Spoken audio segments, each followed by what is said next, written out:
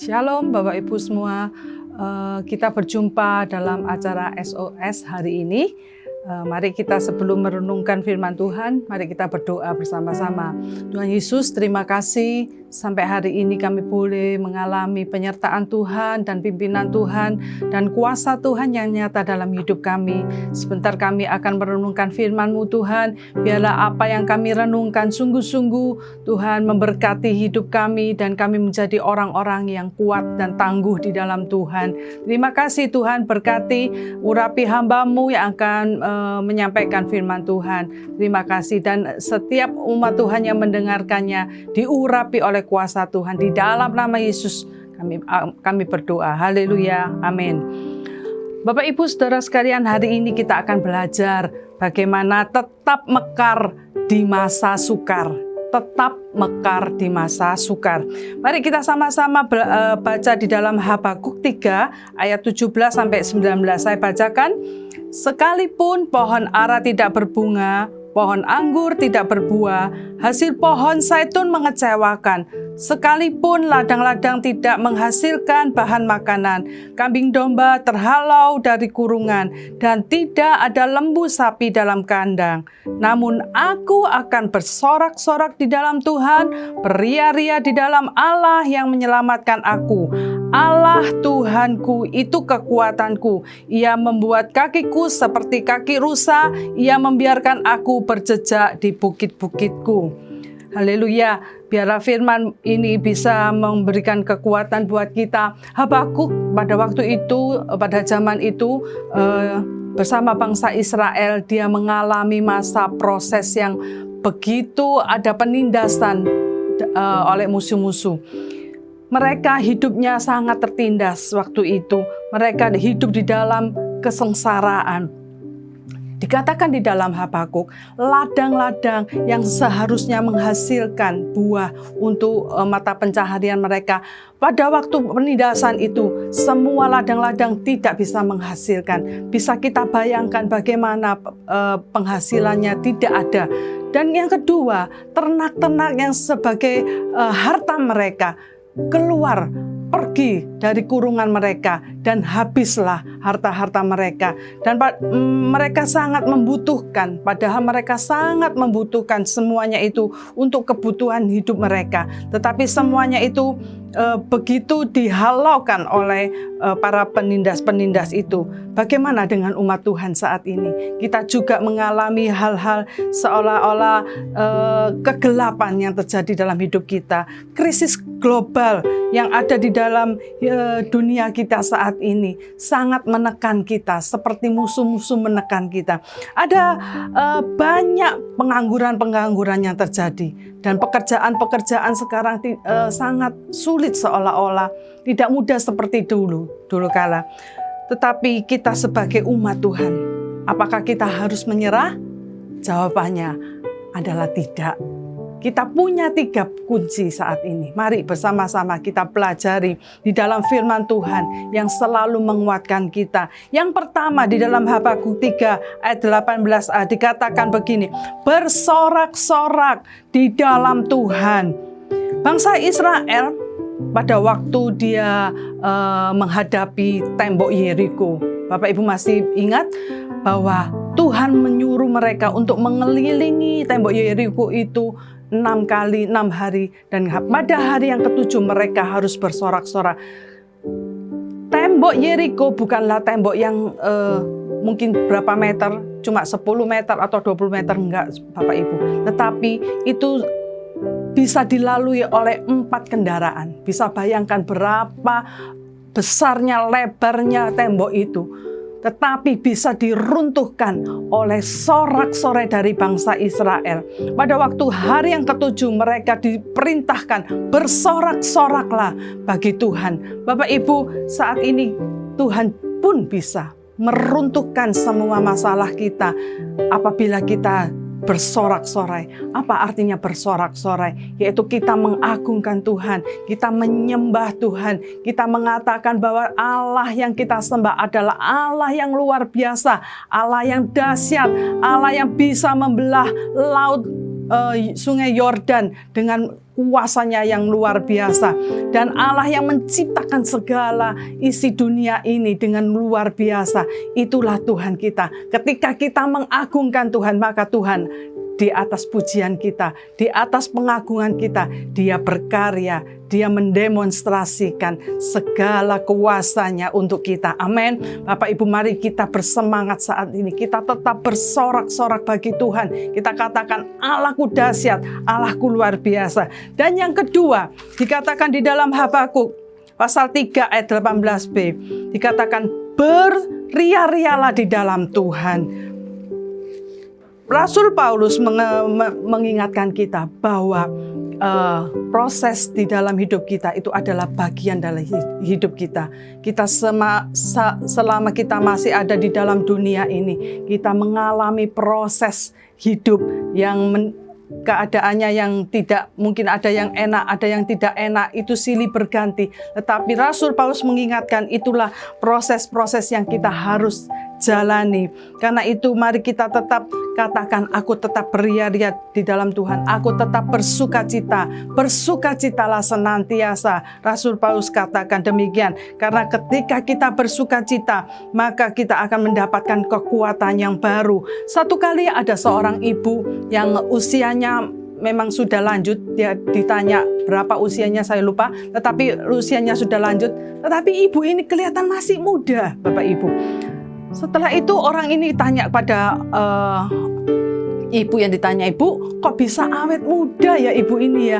Apa yang menjadi rahasianya? Ibu ini cuma dengan enteng dan mudah dia katakan demikian. Ya, setiap ada masalah persoalan saya nggak pernah masukkan masalah itu dalam pikiran saya, terus direnungkan, terus ditangisi atau gimana. Tetapi saya tetap bersukacita.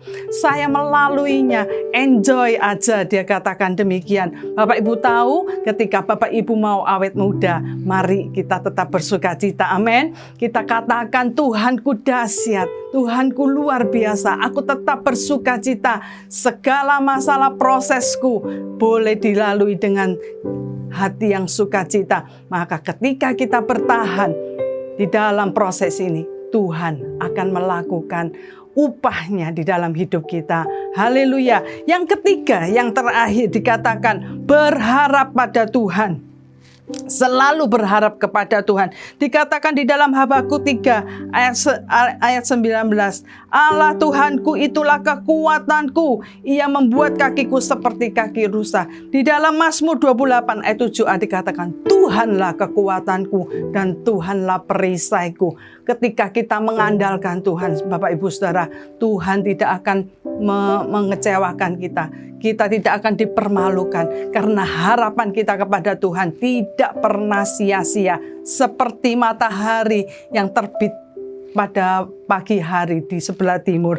Karena itu mari kita terus mengandalkan Tuhan. Kalau kita mengandalkan Tuhan berarti kita percaya bahwa ada Tuhan yang sanggup untuk melakukan segala perkara yang kita alami. Karena itu mari Bapak Ibu, di dalam 1 Korintus 10 ayat 13 dikatakan, pencobaan-pencobaan yang kamu alami adalah pencobaan yang biasa, kata Tuhan. Karena itu kita sanggup dan mampu untuk mengatasi semua pencobaan itu. Karena itu sekali lagi saya katakan, mari 3 kunci supaya kita tetap mekar di dalam kesukaran. Yaitu pertama, bersorak-sorak bagi Tuhan. Yang kedua beria-rialah, bersukacitalah. Yang ketiga adalah berpengharapan.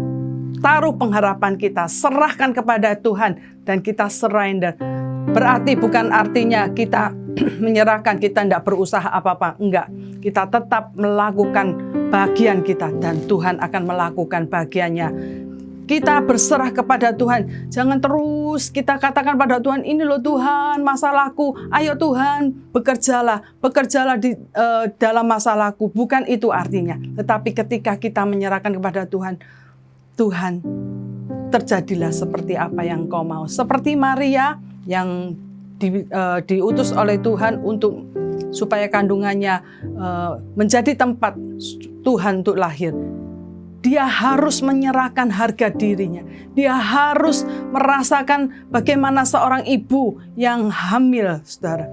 Tetapi dia tetap katakan, terjadilah seperti kehendak-Mu. Maka apa yang terjadi Bapak Ibu Saudara? Dia melahirkan seorang juru selamat buat kita semua. Bapak Ibu, saya akan tutup dengan satu kesaksian dari seorang hamba Tuhan. Ada satu kali dia melahirkan anaknya yang pertama. Tetapi ketika dia melahirkan anaknya itu 5 bulan meninggal. Tetapi dia mengalami satu keganjalan di dalam hidupnya, yaitu dia pipis terus, keluar air seninya sampai beberapa lama, yaitu 5-6 tahun. Bapak Ibu bisa bayangkan, itu dia ngompol terus Bapak Ibu. Dia sudah berdoa bukan cuma 1 menit, 10 menit, 15, enggak, 5 jam. Bayangkan Bapak Ibu, dia berdoa, dia katakan, Tuhan sembuhkan saya, Tuhan sembuhkan saya. Tetapi selama 5 tahun itu dia tidak mendapatkan jawaban. Pada satu kali, pada tahun yang ke-6, Tuhan memberikan rema. Dia katakan gini, lihat seperti Daniel, Shadrach, Meshach, Abednego. Dia katakan, mereka tidak mau menyembah Allahnya. Dia katakan, aku tidak akan menyembah berhala. Tetapi apapun yang akan terjadi dalam hidupku, aku tetap menyembah Allahku. Maaf, tadi katakan bukan tidak mau menyembah Allahnya, tapi tidak mau menyembah berhala. Dan ketika itu juga Tuhan menunjukkan kuasanya. Dan ini terinspirasi kepada ibu ini. Dan dia katakan gini, Tuhan, gak apa-apa walaupun aku harus ngompol terus mungkin selama hidupku, aku tetap akan menyembah Engkau. Dan saat itu Tuhan melakukan keajaibannya. Ketika dia berserah, dia menyerahkan kehendaknya kepada Tuhan. Tuhan yang melakukan kehendaknya di dalam hidupnya dan dia menjadi sembuh.